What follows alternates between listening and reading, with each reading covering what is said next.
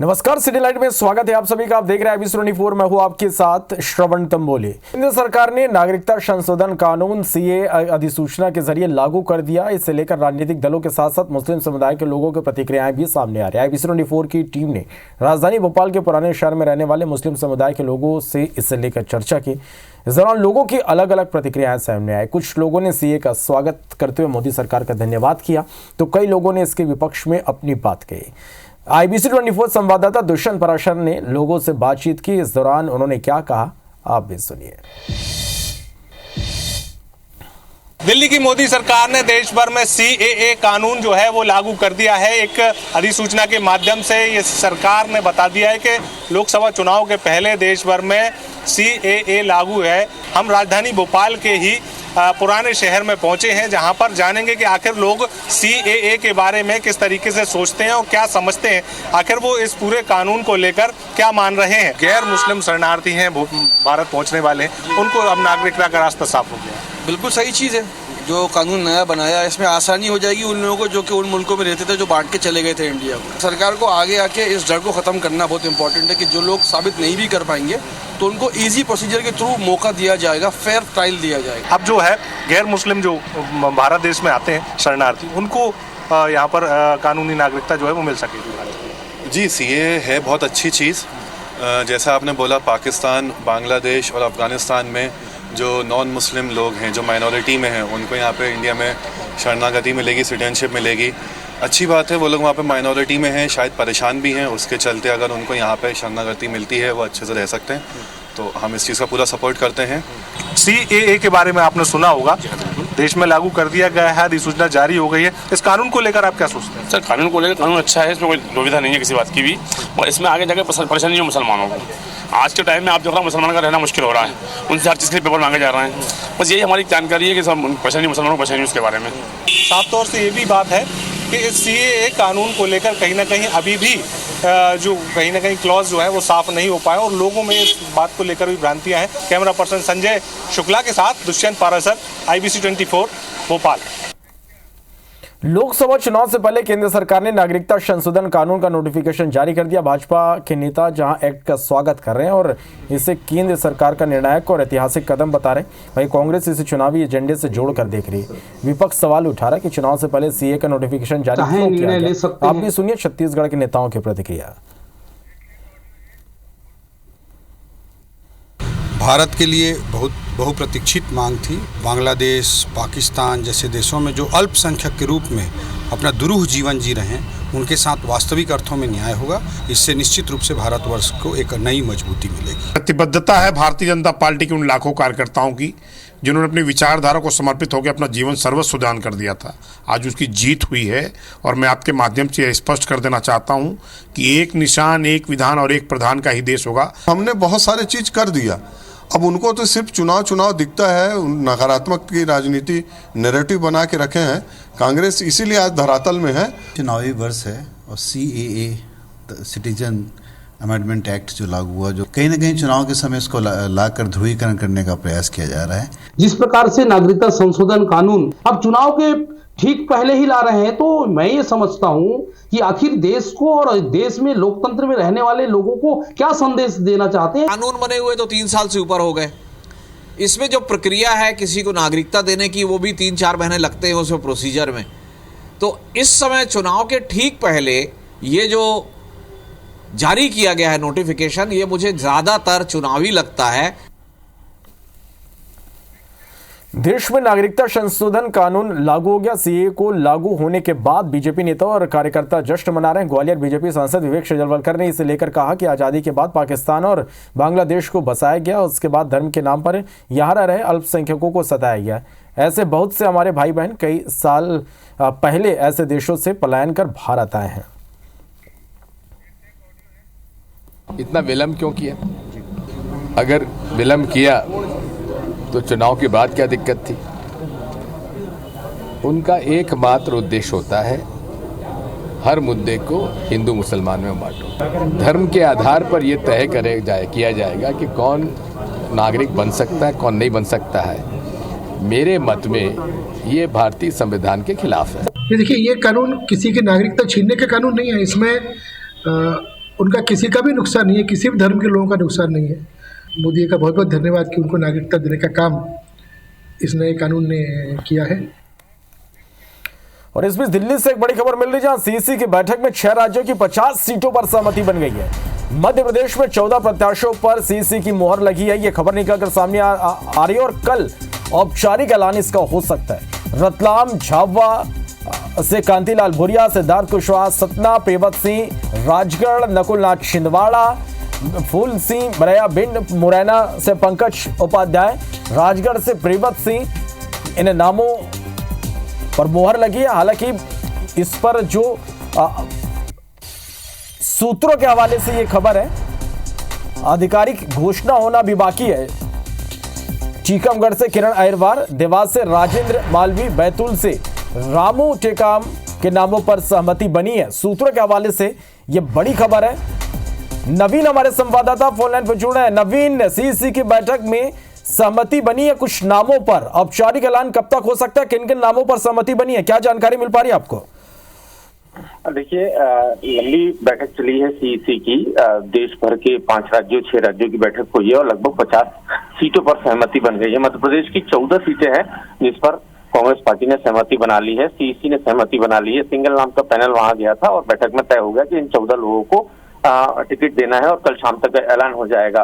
टीकमगढ़ से चूंकि अभी आपने किरण अहिरवार का नाम बोला, लेकिन पंकज अहिरवार का नाम है। अहिरवार नाम को लेकर थोड़ा कंफ्यूजन हुआ था शुरुआत में, इसलिए मैं उसको दुरुस्त करूं, दर्शक भी समझ सकेंगे। पंकज अहिरवार हैं जो टीकमगढ़ से कांग्रेस के अधिकृत प्रत्याशी होंगे। हालांकि इसका औपचारिक ऐलान कल शाम तक हो सकता है। इसके अलावा राजगढ़ से प्रियव्रत सिंह है, रतलाम झाबुआ संसदीय सीट से कांतिलाल भूरिया है, पूर्व केंद्रीय मंत्री हैं, सांसद रह चुके हैं, कई दफा मनमोहन सिंह की सरकार में मंत्री रह चुके हैं। सिद्धार्थ कुशवाहा कांग्रेस के सिटिंग एमएलए हैं, सतना से वो कांग्रेस के प्रत्याशी होंगे। नकुलनाथ छिंदवाड़ा के सांसद हैं, फिलहाल इकलौते कांग्रेस के सांसद हैं, तो उनको दोबारा कांग्रेस पार्टी छिंदवाड़ा से टिकट देगी। भिंड से फूल सिंह बरैया को टिकट दे रही है। भिंड रिजर्व सीट है शेड्यूल कास्ट के लिए और फूल सिंह बरैया कांग्रेस के सिटिंग एमएलए हैं, तो कांग्रेस पार्टी उन पर ही भरोसा जता रही है। पंकज उपाध्याय को पार्टी मुरैना से प्रत्याशी बना रही है और मुरैना चूंकि जनरल सीट है और मुरैना जिले की ही जौरा विधानसभा से पंकज उपाध्याय कांग्रेस के सिटिंग एमएलए हैं और बीजेपी ने वहां से एक क्षत्रिय उम्मीदवार बनाया है शिव मंगल सिंह को। जाहिर है कांग्रेस की कोशिश है कि ब्राह्मण और दलितों के वोट एक साथ लिए जाए ताकि मुरैना सीट जीती जा सके। इसके अलावा राजगढ़ से प्रियव्रत सिंह है, पूर्व मंत्री रह चुके हैं, मध्य प्रदेश में कमलनाथ की सरकार में ऊर्जा मंत्री रहे हैं। हालांकि ये इस बार का विधानसभा चुनाव प्रियव्रत सिंह हार गए, लेकिन पार्टी उनको लोकसभा का टिकट देने को तैयार है। सीडी से कमलेश्वर पटेल हैं, माफ कीजिएगा सीडब्ल्यूसी के सदस्य भी हैं और कमलनाथ सरकार में पंचायत मंत्री रहे हैं। पार्टी उन पर फिर भरोसा जता रही है और उनको इस बार लोकसभा का टिकट दे रही है। टीकमगढ़ से जैसे मैंने पहले बताया पंकज अहिरवार का नाम है और देवास से राजेंद्र मालविया है। ये मध्य प्रदेश कांग्रेस के पूर्व अध्यक्ष राधा किशन मालविया के बेटे हैं। एससी के लिए रिजर्व सीट है देवास, लिहाजा उनको इस बार कांग्रेस पार्टी उन पर भरोसा जता रही है। देवास से राजेंद्र मालविया है, राधा किशन मालविया के बेटे हैं। और बैतूल से रामू टेकाम है। रामू टेकाम पिछले लोकसभा चुनाव भी लड़ चुके हैं और फिलहाल रामू टेकाम मध्य प्रदेश कांग्रेस अनुसूचित जनजाति मोर्चा विभाग के अध्यक्ष हैं। पिछला चुनाव लड़ चुके हैं, युवा चेहरा हैं।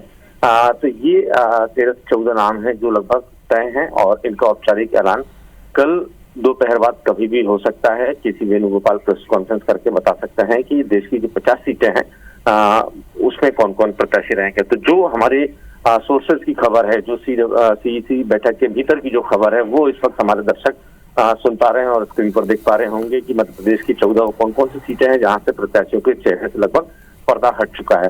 फिलहाल हमें कुछ देर और इंतजार करना होगा जी। कल दोपहर बाद कभी भी नाम का ऐलान हो जाएगा और कल कभी भी नाम का ऐलान किया जा सकता है। सूत्रों के हवाले से ये बड़ी खबर जो हमारे सूत्र हैं कि नामों पर मुहर लगी, औपचारिक ऐलान होना बाकी है। नवीन, चलिए कल का इंतजार करते हैं, देखते हैं किन किन नामों पर अंतिम मुहर लगती है। शुक्रिया पूरी जानकारी के लिए।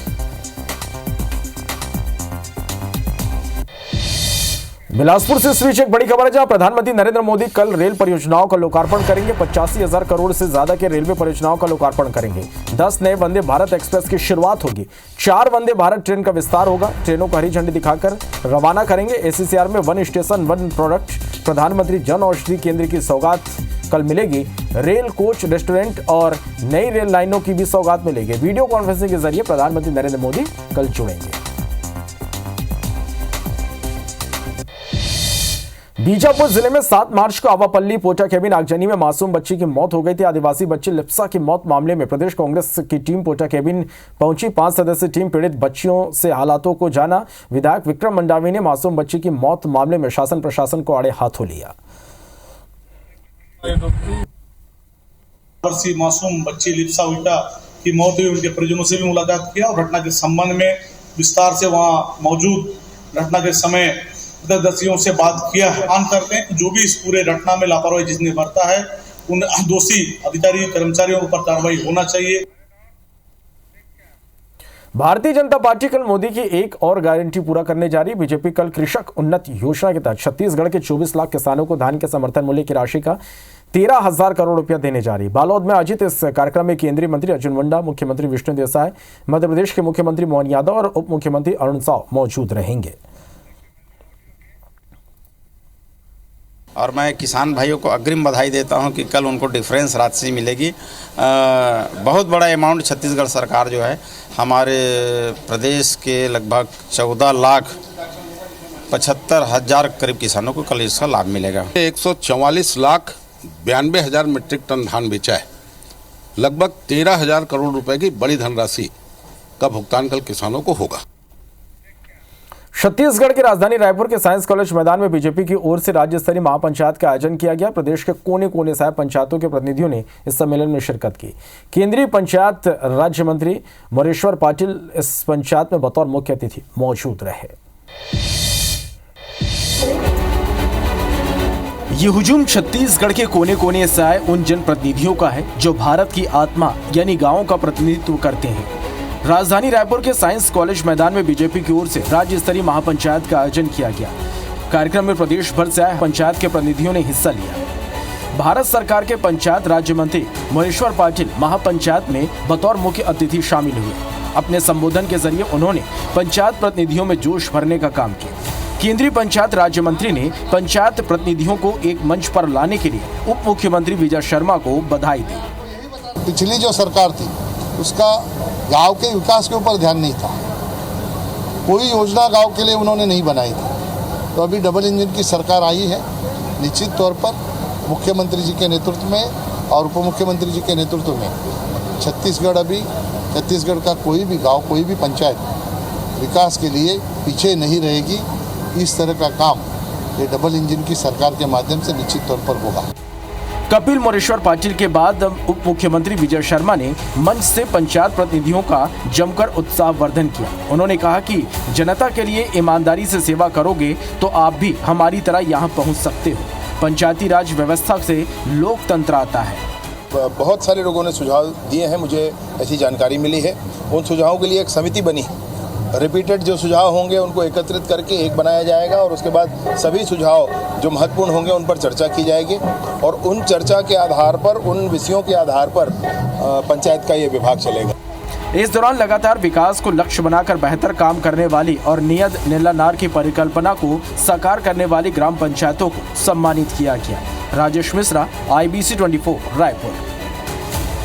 सीएम विष्णु देसाई की पत्नी कौशल्या साय ने आज श्यामनगर स्कूल के बच्चों के साथ केक काटकर अपना जन्मदिन मनाया। इस मौके पर कौशल्या साय ने बच्चों के लिए न्योता भोज का आयोजन किया।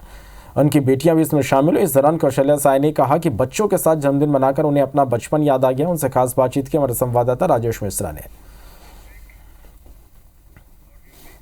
आज मुख्यमंत्री विष्णुदेव साय की पत्नी कौशल्या देवी साय का बर्थडे है और आज आप देख रहे हैं कि वो रायपुर के श्यामनगर जो मिडिल स्कूल है वहाँ पर पहुँची है और प्रधानमंत्री ने एक आह्वान किया था सभी लोगों से कि अपनी खुशियाँ जो है वो सभी लोगों के साथ मिलकर बैठे। एक न्योता भोज का आयोजन उन्होंने किया था और आप देख रहे हैं कि स्कूल में जब वो यहाँ पहुँची तो यहाँ पर बच्चों के साथ उन्होंने केक काटा और केक काटने के बाद सरस्वती माँ की पूजा की और अपने हाथ से आप देख रहे हैं कि वो केक खिला रही हैं और बड़ा एक अच्छा माहौल है। बच्चे भी उनको देख रहे हैं और बच्चे भी उनके हाथों से वो केक परोस रही हैं। हम कौशल्या जी से बात करने की भी कोशिश करते हैं। आज अपना बर्थडे बच्चों के साथ मना रही हैं, कैसा महसूस कर रही हैं आप? बस मुझे लग रहा है कि आज मैं भी बच्ची हूँ। आपको भी अपने स्कूल के समय याद आ गया होगा? बिल्कुल बिल्कुल। और बहुत अच्छा लग रहा है क्योंकि मैं अपने बेटों का जन्मदिन भी, बेटी के जन्मदिन भी ऐसे ही मनाती हूँ घर में। हाँ। अच्छा, इसके पहले भी आप जन्मदिन मनाए थे, उस समय साहब भी सीएम नहीं बने थे, तो उस पहले कैसे बर्थडे मनाते थे और आज का जो बर्थडे मन रहा है वो किस तरह से रहा और दिन भर क्या करे आज आप? जैसे गांव में रहते हैं तो जो हमारे शहीद परिवार हैं उन परिवारों में से उनके माता पिता को बुला के सम्मान करते हैं और हवन पूजा रखते हैं और अपने परिवार के साथ, अपने सखी सहेलियों के साथ उत्सव मनाते हैं। आज जब यहाँ पर आई और जब केक काटा गया तो बच्चों ने आपके चेहरे पर भी केक लगा दिया। हाँ, इसीलिए बोल रही हूँ कि मेरे को भी लगा कि आज मैं बच्ची हूँ और बच्चों के साथ मस्ती करना हमें बहुत अच्छा लगता है। आज साहब ने भी आपको जन्मदिन की बधाई दी, किस तरह से दी? सहज जी ने भी बहुत सुंदर गिफ्ट किया और वहाँ हमने केक काटा और सहज जी को रांची। क्या गिफ्ट मिला है आज आप? मैंने देखा नहीं है। चलिए, आईबीसी परिवार की ओर से आपको जन्मदिन की बहुत बहुत बधाई है। तो ये थी कौशल्या साय जी और इन्होंने कहा कि आज जब वो स्कूल पहुंची, बच्चों के बीच पहुंची और जब बच्चे ने उनका बर्थडे बनाया, जब गाल में उनको केक लगाया तो उनको ऐसा लगा कि वो अपने बचपन पर लौट आई हैं। और उन्होंने कहा कि इसके पहले भी वो बर्थडे इसी तरह से मनाती हैं, पीड़ित परिवार है उनके साथ वो बर्थडे मनाती थी और आज ये आयोजन यहाँ पर किया गया है। कैमरामैन अजय गुज्जर के साथ राजेश मिश्रा, IBC 24 रायपुर। लोकसभा चुनाव की तारीखों का ऐलान भले ही ना हुआ हो, लेकिन छत्तीसगढ़ में चुनावी पारा हाई है। विधानसभा में मिली शानदार जीत के बाद अब बीजेपी नेता लोकसभा की सभी 11 की 11 सीटें जीतने का दावा कर रहे हैं। साथ ही कांग्रेस में घमासान मचे होने का आरोप लगा रहे हैं। बिलासपुर में डिप्टी सीएम अरुण साव ने कहा कि कांग्रेस डरी हुई है, घबराई हुई है। जनता ने जिन्हें एक बार नकारा उन्हें कांग्रेस ने प्रत्याशी बनाए। डर के कारण कांग्रेस प्रत्याशी तय नहीं कर पा रही। कांग्रेस पार्टी डरी हुई है, घबराई हुई है। जनता ने एक बार जिन्हें नकारा है उन्हें प्रत्याशी बनाया है। शेष सीटों पर वो प्रत्याशी तय नहीं कर पा रहे हैं। ये पता चलता है कि कांग्रेस डरी हुई है, घबराई हुई है। आज जो है पूरे देश भर में माननीय प्रधानमंत्री नरेंद्र मोदी जी की आंधी चल रही है। उस आंधी में बड़े बड़े दरख्त, पूरा पेड़ ध्वस्त हो जा रहे हैं और जो जिसको ध्वस्त होने से बचना है वो शरण में भी आ रहे हैं। कांग्रेस एक तो पहली बात तो डर रही है प्रत्याशी उतारने पे कि हम किसको उतारें और किसी को भी उतारें। भारतीय जनता पार्टी के कार्यकर्ता मजबूती के साथ भारतीय जनता पार्टी के पक्ष में काम करेंगे और पूरे 11 की 11 सीट जिताने में काम करेंगे। भारतीय जनता पार्टी ने पूरा 11 सीट के उम्मीदवार उतार दिए हैं। सब योग्य प्रत्याशी हैं और सभी 11 सीट जीतेंगे। और कांग्रेस की जो बात रही, कांग्रेस आज पूरा दुनिया में, पूरे देश में धीरे धीरे समापन की ओर है। कांग्रेस में ऐसे भी लोग हैं कि कोई चुनाव लड़ना नहीं चाह रहा है। इस तरह से हताशा और निराशा कांग्रेस में छाया हुआ है। मोदी जी की गारंटी का कोई काम हो नहीं पाया। क्या बेरोजगारी हट गई? 2 करोड़ रोजगार देने की बात की तो हो नहीं पाया। 15-15 लाख सबके खाते में डालने की बात कही थी, घोषणा पत्र में था।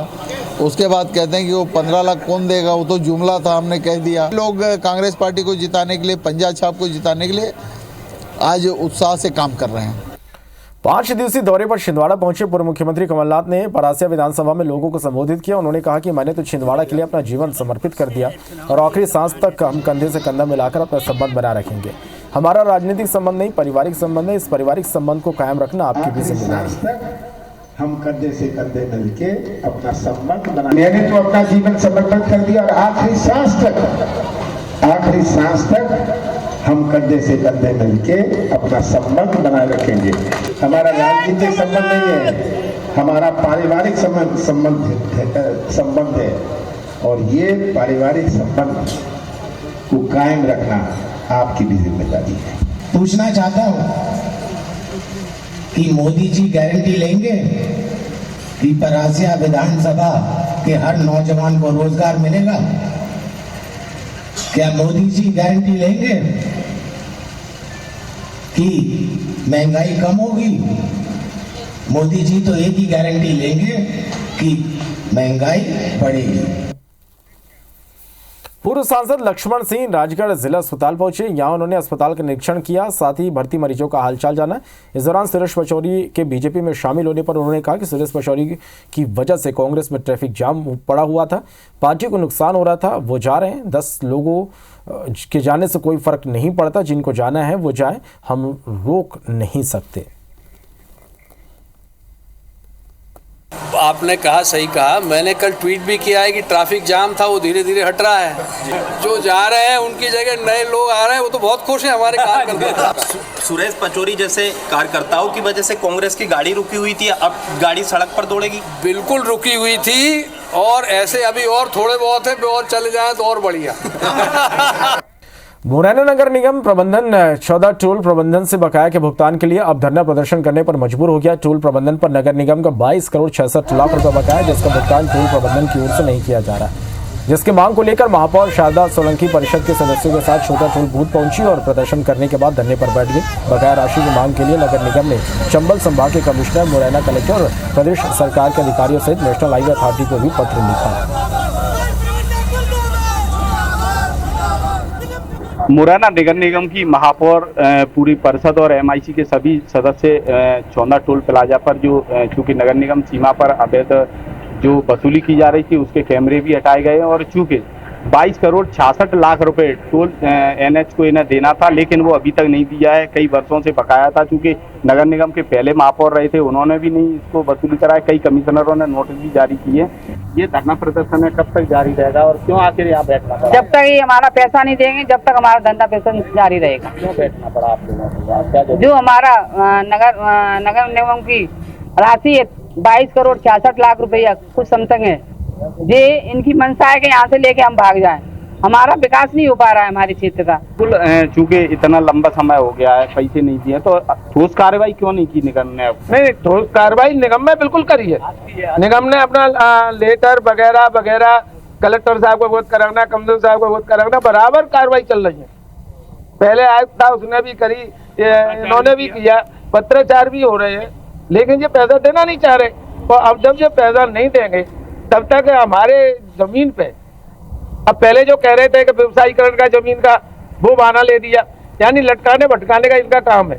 पैसा जमा नहीं करेगा जब तक इनका धरना अनिश्चितकालीन चलेगा, और धरने के साथ साथ अलग अलग तरीके से ये धरना देंगे। चूंकि नेशनल हाईवे को जाम शासन से परमिशन ली जाएगी और उसके बाद नेशनल हाईवे को जाम करने की भी बात कही जा रही है। सत्येंद्र सिंह तोमर, IBC 24 मुरैना। जबलपुर में टिम्बर पार्क योजना ने शुरू होने के चंद दिनों में ही दम तोड़ दिया। हालात यह है कि टिम्बर व्यापारी रहवासी इलाके में अपना कारोबार कर रहे हैं, जहां हर साल गर्मी में आग लगने का डर बना रहता है। बता दें कि शहर में करीब 230 टिम्बर व्यापारी अपना कारोबार कर रहे हैं। इन्हें नगर निगम ने करीब 5 साल के लिए जमीन मुहैया कराने का आश्वासन दिया। इसके बाद कई बार बैठकें होने के बावजूद इस दिशा में कोई ठोस कदम नहीं उठाया गया। व्यापारियों ने नगर निगम को बर्गे हिल्स IT पार्क और भटौली के पास जगह देने के लिए पेशकश की, जिस पर ध्यान नहीं दिया गया। एक समय में टिम्बर पार्क बना था, उसमें क्या हुआ मेरी जानकारी में नहीं, क्योंकि बहुत पुरानी बात है, मुझे एक बार फिर देखना पड़ेगा। लेकिन सरकार और हमारे टिम्बर व्यापारियों के बीच में क्या समन्वय बना है, हमको टिम्बर व्यापारियों का हित भी देखना है, आम नागरिकों का हित भी देखना है, सरकार की सहूलियत भी देखनी है। ये सारा क्या कॉम्बिनेशन बन रहा है, ये देखने के बाद मैं आपको बता पाऊंगा। खबर कोरबा से, जहां कांग्रेस की एक महिला नेता पर पहाड़ी कोरबा के मकान पर कब्जा करने और घर में रखा सामान चोरी करने के आरोप लगे। शिकायत के बाद पुलिस ने आरोपी महिला नेता के खिलाफ मामला दर्ज कर लिया है। कई दिन बीत जाने के बावजूद आरोपी महिला के मकान खाली नहीं महिला ने किया। इस बार बार बार गुजारिश के बाद जब मकान के मालिक को इंसाफ नहीं मिली तो थकार कर उसने मुख्यमंत्री निवास के सामने आमरण अनशन करने का फैसला लिया। पीड़ित का कहना है कि आमरण अनशन के बाद भी उसे हक नहीं मिला तो वो परिवार के साथ आत्मदाह कर लेगा। मोर जमीन ये कोरबा में है, रवि शंकर नगर में, और बहुत पुराना जमीन है, मिसल की जमीन। और वो जमीन है आज मोर नाम में है, अभी भी मोर नाम है। और जबरदस्ती रंजना सिंह, चेतन चौधरी मन जबरदस्ती घुसे हैं कब्जा। मोर बाउंड्री तो मोर में करे बाउंड्री, बाकी जबरदस्ती मन कब्जा करे, मारा पीटा करके। तो मैं अभी के रजल के मोरूम कोई सहारा नहीं है मोर। पीडब्ल्यूडी मंत्री राकेश सिंह ने पीडब्ल्यूडी विभाग को एक ऐप बनाने के निर्देश दिए। ऐप का नाम पॉट होल्स ऐप होगा, जिसमें कोई भी शख्स प्रदेश में पीडब्ल्यूडी विभाग की किसी भी सड़क के गड्ढे का फोटो अपलोड करके शिकायत कर सकेगा। ऐसी फोटो जियो टैग लोकेशन के साथ अपलोड होगी, जिससे संबंधित अधिकारी को शिकायत मिल जाएगी और फिर उसी अधिकारी की जिम्मेदारी होगी कि वो सड़क से धुलवाकर उसी लोकेशन पर दुरुस्त सड़क की फोटो पॉट होल्स ऐप में अपलोड करेगा।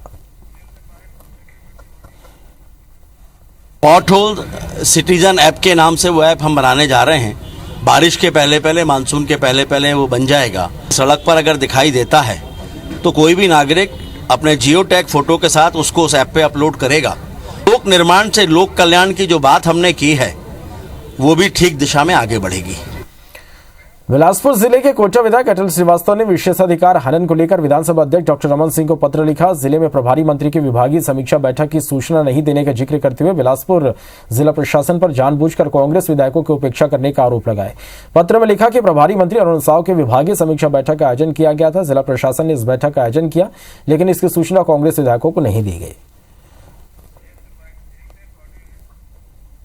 अधिकारी जिस तरीके से स्वामी भक्ति दिखा रहे हैं, अपना नंबर बढ़ाना चाहते हैं और जनप्रतिनिधियों की उपेक्षा कर रहे हैं, उसके लिए मैंने आज विधानसभा अध्यक्ष जी को पत्र लिखा है कि इस तरीके की जो गतिविधियां हैं वो कहीं ना कहीं लोकतंत्र पे हमला है। केंद्र सरकार की नमो ड्रोन दीदी योजना का आज पीएम मोदी ने वर्चुअली शुभारंभ किया। इस दौरान पीएम ने देश भर के ड्रोन दीदियों से संवाद किया। यह कार्यक्रम राजधानी भोपाल में आयोजित किया गया, जहां महाराष्ट्र और मध्य प्रदेश के 102 ड्रोन पायलट शामिल हुए। ड्रोन की कीमत 17 लाख रुपए, जो देश भर में चयनित 1094 ड्रोन को केंद्र सरकार ने निःशुल्क दिया। मौके का जायजा लिया हमारे संवाददाता ब्रिजेश जैन ने। आज भोपाल में पूरे मध्य प्रदेश और महाराष्ट्र से ड्रोन दीदियां इकट्ठा हुई हैं और यहां ड्रोन का प्रदर्शन किया जाना है। देखिए, इस वक्त हम मौजूद हैं भोपाल के फंदा गांव में, जहां के तिलहन अनुसंधान संघ में ये पूरा आयोजन किया गया है, जहां आज देश भर में 1000 से ज्यादा ड्रोन दीदियां ड्रोन उड़ाकर प्रदर्शन करेंगी और प्रधानमंत्री नरेंद्र मोदी इस दौरान उनसे संवाद भी करेंगे, बातचीत भी करेंगे। यहाँ देखिए, फंदा में अगर हम बात करें तो ये जो पूरा इंस्टीट्यूट है उसके अंदर ये मैदान बनाया गया है, जहाँ पर ड्रोन का प्रदर्शन थोड़ी देर बाद किया जाएगा। फिलहाल कार्यक्रम लगातार जारी है और ड्रोन दीदियां भी यहाँ पर जमा हुई हैं। 102 ड्रोन दीदी कुल मिलाकर महाराष्ट्र और मध्य प्रदेश की यहाँ पहुंची हैं, जो आज ड्रोन उड़ाकर प्रदर्शन करेंगी। खास बात यह है कि ड्रोन उड़ाने की बाकायदा डीजीसीए से 15 दिन की ट्रेनिंग उन्होंने ली है। इनसे हम बात करेंगे। आप बताएं, आपका नाम, कहाँ से आई हैं आप? सर मैं नमस्ते सर, मुझे आपको नमस्ते सर। मैं इंदौर जिले से आई हूँ और मैं आदरणीय मोदी जी को बहुत बहुत धन्यवाद कहना चाहती हूँ कि उन्होंने हम ग्रामीण क्षेत्र की दीदियों को ड्रोन पायलट बनाने का। आज चलिए बढ़ते आगे। होली का त्यौहार नजदीक है और ऐसे में बाजारों में इस बार अलग अलग तरह की नई सामग्रियां उपलब्ध है। बैटरी वाली पिचकारी, धनुष पान वाली पिचकारी, मिलिट्री गन, क्रिकेट प्रेमियों के लिए खिलाड़ियों के चेहरे वाली पिचकारी और कार्टून वाली पिचकारियां इस बार बाजार में उपलब्ध है। खास बात यह कि इस बार बच्चों, युवाओं, महिलाओं सभी की पसंद को ध्यान में रखा गया है। व्यापारी बताते हैं कि इस बार पहले से बेहतर बिक्री हो रही है।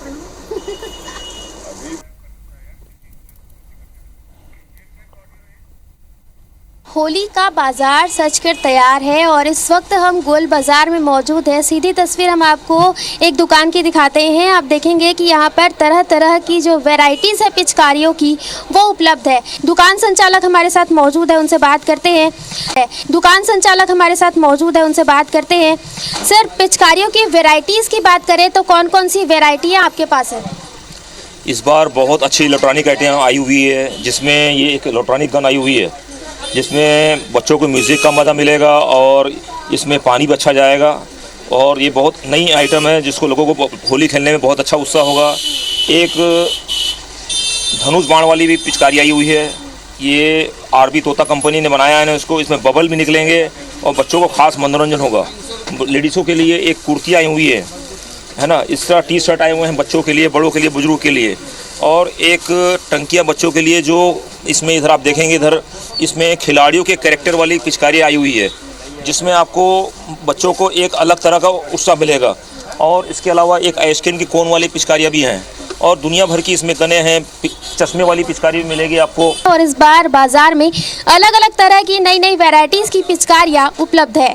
कैमरामैन नजीर खान के साथ सुप्रिया पांडे, IBC 24 रायपुर।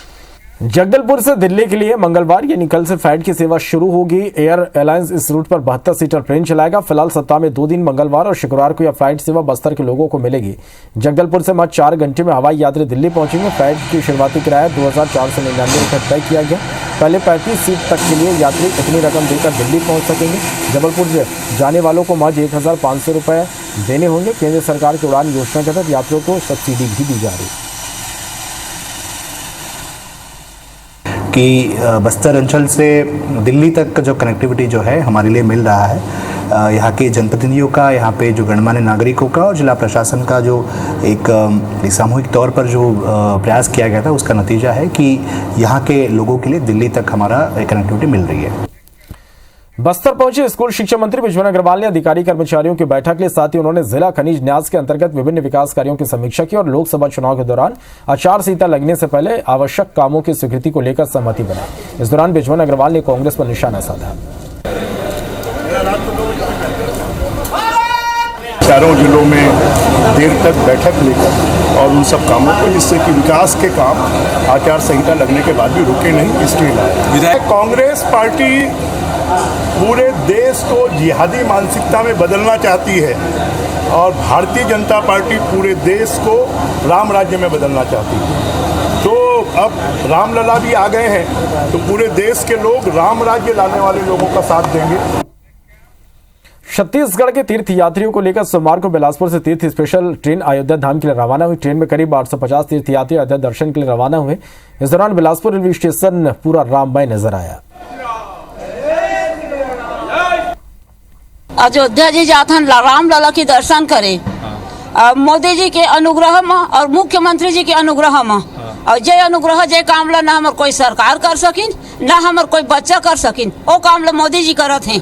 भगवान करे मोदी जी उनका जीवन भर प्रधानमंत्री योजना में रखे रहे। आ रहे हैं भाई रामलला से मिलने और मोदी सरकार से ले जा रहा है, कभी तो देखा नहीं है अयोध्या धाम, और उनका दर्शन करे जा रहे हैं। मोदी जी के द्वारा राम भगवान का प्राण प्रतिष्ठित हुआ, इस कारण से सभी उत्साहित हैं और सब जाने के लिए, गांव में तो इतना उत्साहित हैं जाने के लिए, लड़ जा रहे हैं कि हमें भेजो हमें भेजो हमें भेजो कह के।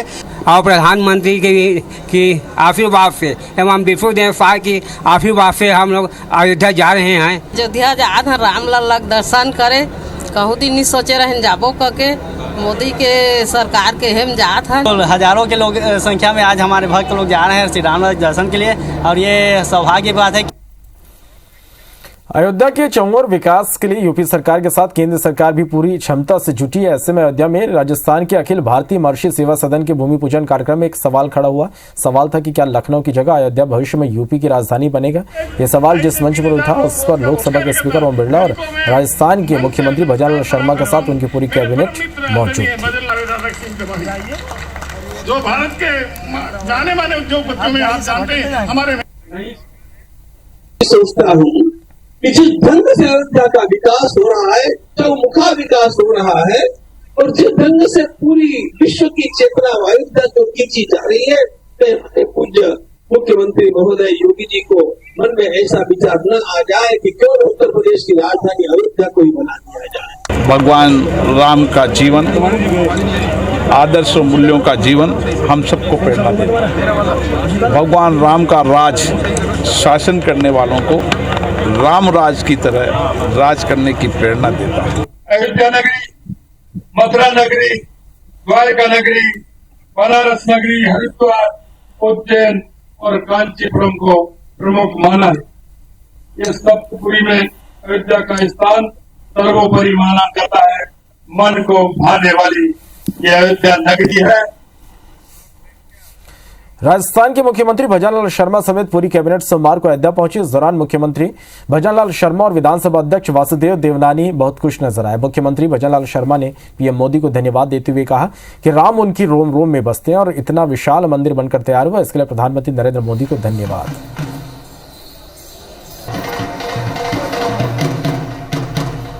ये केवल मंदिर नहीं है, यह हमारी विश्व की सांस्कृतिक केंद्र बनने जा रहा है। जो विश्व गुरु की ओर जो भारत बढ़ रहा है, उसकी ये पहली कड़ी है। राम हमारे रोम रोम में बसते हैं। पूरी राम की महिमा है, दुनिया में पूरी महिमा है ही राम की है। असर क्या पड़ेगा, करने वाले वो है, सब कुछ करेंगे, अच्छा करेंगे। इसी के साथ फिलहाल इस बुलेटिन में इतना ही। नमस्कार।